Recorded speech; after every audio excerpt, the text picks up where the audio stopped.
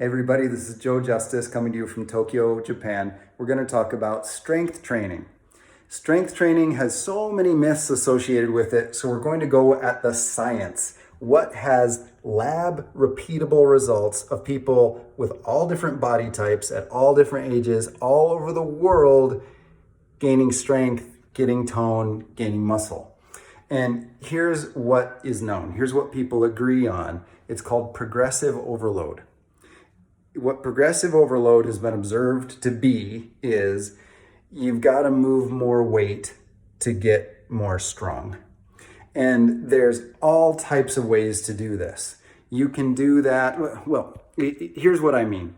You've got your muscle and you can think of it like a cloth, like a towel. And it's kind of like a wet towel. And what you want to do is make tiny little tears through as much of it as possible, both in depth up and down and all along the length of it. So that's why we're going to go to full extension and full contraction, and we're going to hold at different levels. We don't want fast twitchy movements because that'll make localized tears. We want to go slow and smooth and breathe with it along the whole length with as much tension as possible. And it's going to take more and more tension to create those micro tears. When we have the entire muscle saturated with tiny tears, we don't want big tears, they take longer to heal, and we don't get as much strength in the growth area after. We want lots of tiny little tears. Once we have those, then it's about having enough nutrition and enough sleep and enough lack of stress that they heal quickly. So a way to do that is wait till you accidentally cut yourself and time how long it takes to fully heal. That's right about what's going on inside your muscle.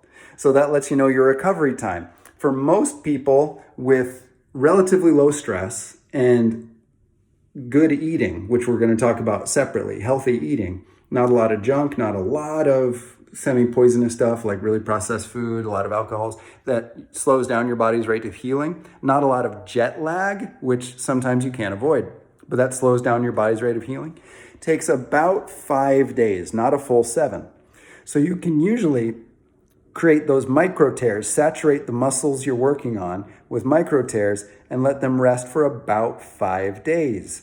With advanced training, by that I mean you've been doing heavy lifting for a year or more consistently and with a notebook so you know what's working for you and what's not, or an app where you're tracking, you can get that down to about 2 days for the type of tears you're making.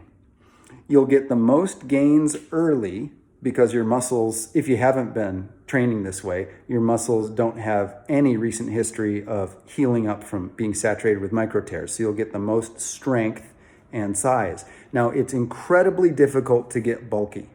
I've been lifting for right about 8 years without steroids, and I actually have a pretty attractive physique. Walking down the street, people notice. I'm not huge.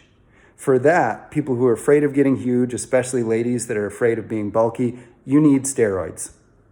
You can get bigger than me with training about an hour a day, 5 to 7 days a week, and eating well over about 10 years.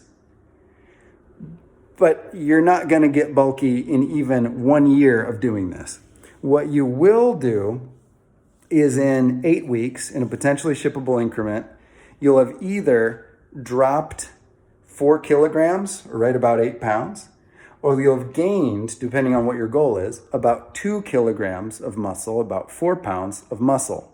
And that's enough to be visually different. People are going to notice, but it's going to take 8 weeks.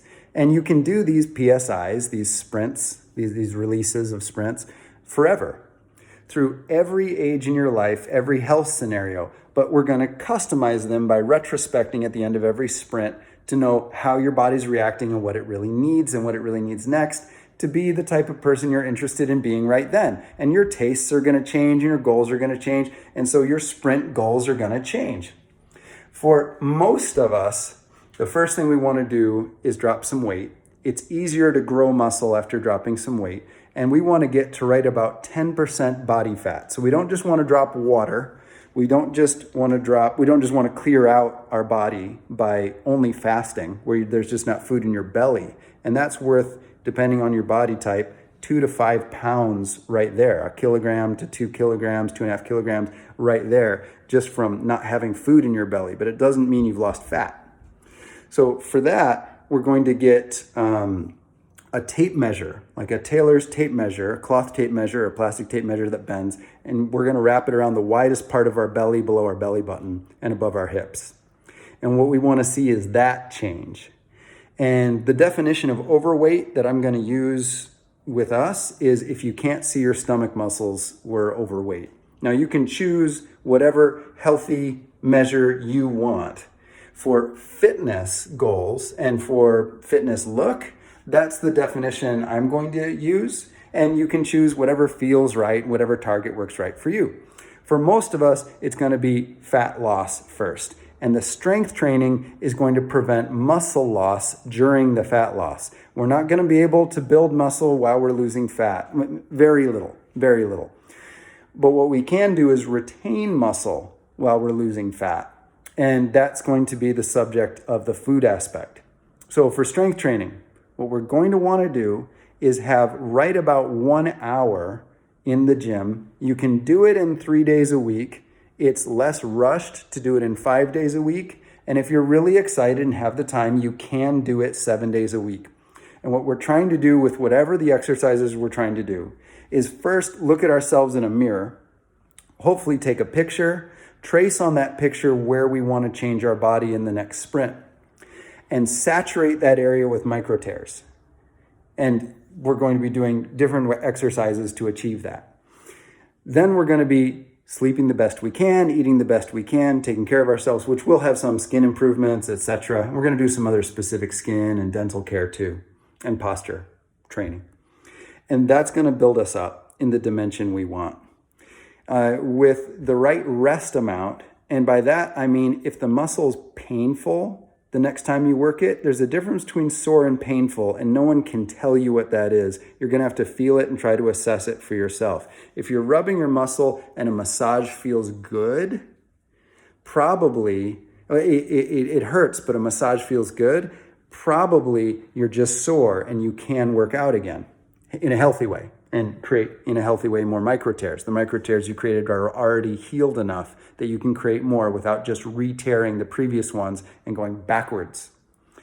If it's painful to the touch, it doesn't feel good to massage the muscle, try to think on that. That's likely your best indicator that the micro tears you've created have not fully healed. And if you try to strain that muscle again, you'll be pulling apart those same wounds before they've healed and will actually go backwards. We'll create more scar tissue and less muscle. And it's actually harder to build more muscle in the future after that. These are the general principles we're going to be using, and it's going to be awesome. Get ready and enjoy. Invite your friends to do it with you, or at least cheer you on. Take a bunch of pictures, or have a friend take a bunch of pictures of you in a swimsuit or naked and encrypt them, put them somewhere safe in an app that'll lock them up so that you can refer back to this forever. Welcome to your Sprint 1.